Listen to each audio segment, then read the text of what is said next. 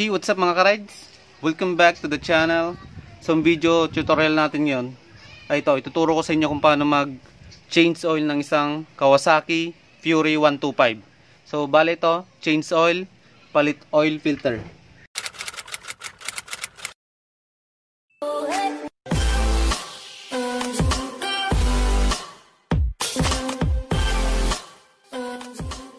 Bago natin simulan, tanggalin muna natin tong mga fairings para makita nyo ng detalyado at saka malinaw.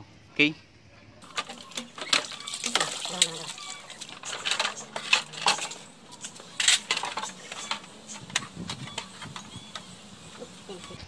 So ito, tanggalin natin yung fairings. Ngayon, drain muna natin yung langis. So gagamitan nyo ng 17mm na close wrench or socket wrench. Then counterclockwise.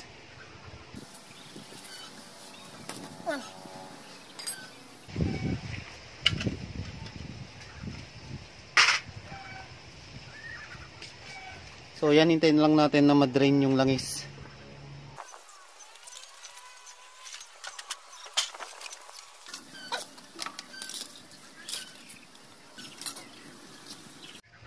So ito, bubuksan na natin. So gamit kayo ng washer or yung makapal. So ito manipis kasi kaya dalawin natin. Huwag kayong gagamit ng piso or kahit anumang barya kasi sinisira nyo yung barya natin kapag ganon. Ayan.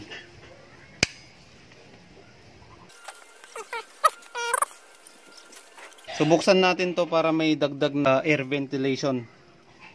Kasi mas malaki yung tendency na ma-drain natin lahat ng used oil. So ito, totally drain na. Ngayon, bubuksan na natin tong oil filter cap natin. Gamitan nyo muna ng steel brush para malinis yung bolt. Tapos gamitan nyo ng 8mm. Ayan. Ayan. So, tip ko lang sa inyo, lahat ng mga nag-change oil dyan na may oil filter ang kanilang motor, kailangan nyo rin palitan yung oil filter. Kasi mapapansin nyo may langis din yan, oh. Ganyan din karami yung langis dyan. Pag hindi nyo pinalitan yan, parang useless din yung pag-change oil nyo.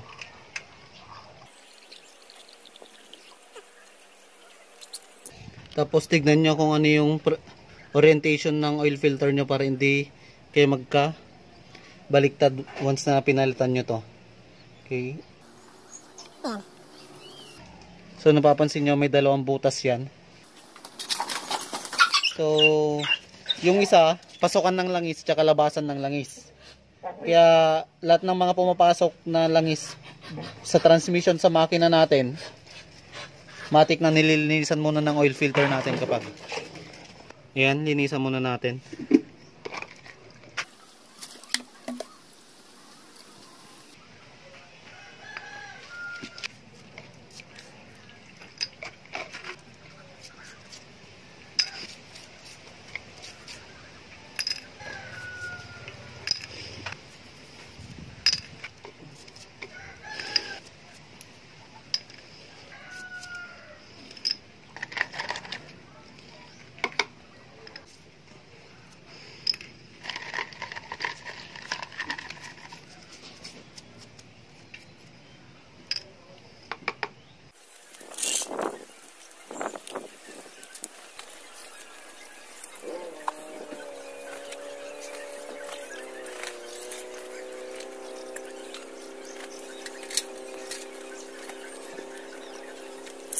So ayan, malinis na lahat. Ngayon, lalagay na natin yung oil filter tsaka tong langis natin. So ito, install na natin yung oil filter natin. Bali, ang gamit ko rin na oil filter, yan, gagamitan natin siya ng pangbarako. Same lang to. Yan, tapos itong goma na to, dun siya shoot dito sa tubo na to. So pag ganyan yan. Then itong oil filter cap natin, kung mapapansin nyo may letter K yon. So matik dapat nakaganyan yan. Okay. Tapos lagay nyo yung tornilyo.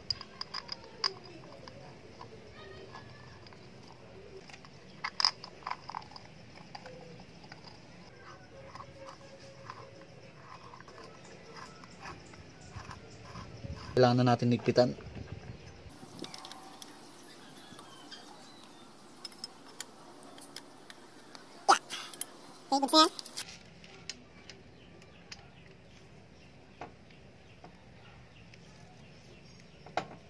Yan. So goods na yan. Ngayon, doon na tayo sa kabila. Maglalagay na tayo ng langis.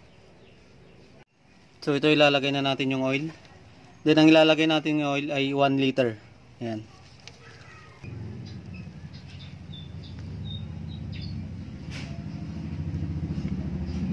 So ang gamit kong oil is Caltex na Havolin 20W40.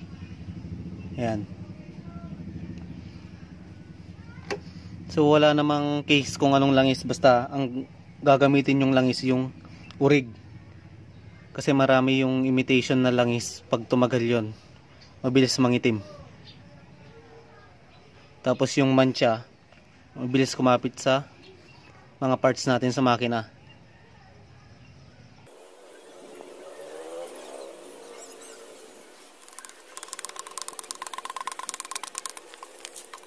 Lagay na natin tong cup.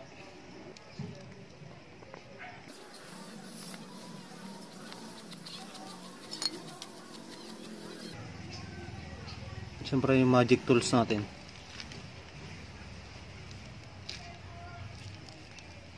Okay, ngayon pandarin natin. Kick muna natin. Huwag nyo munang iyon yung susi, baka kasi aandar. Wala pang nakakit na langis sa head natin or na lubricate yung mga transmission natin. Okay, so kick lang muna tayo.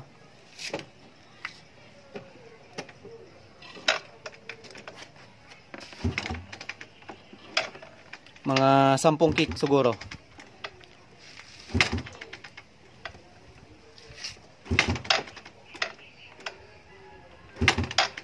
Ayan, 5. So 5 pa. 1, 2, 3, 4, 5. Okay, ito on natin. So pandarin mo, boy.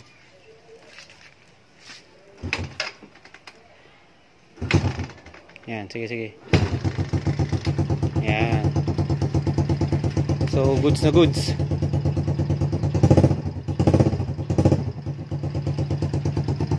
Yan. So silent pa yung makina natin.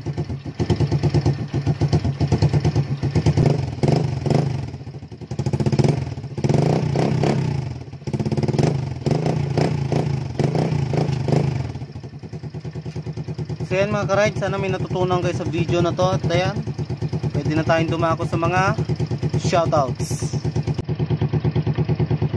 Ayan, unahin na natin si Sir YouTube ng Quezon, si Sir Jose Pepe Parilla ng Ilocos Sur, kay Sir Jojo Rides TV, kay Sir Sahibil Galod, kay Sir Erwin De Asis ng Aurora Province, siyempre kay Sir Ruel Mila ng Cotabato City, plus siyempre kay Sir Angelo Maribao.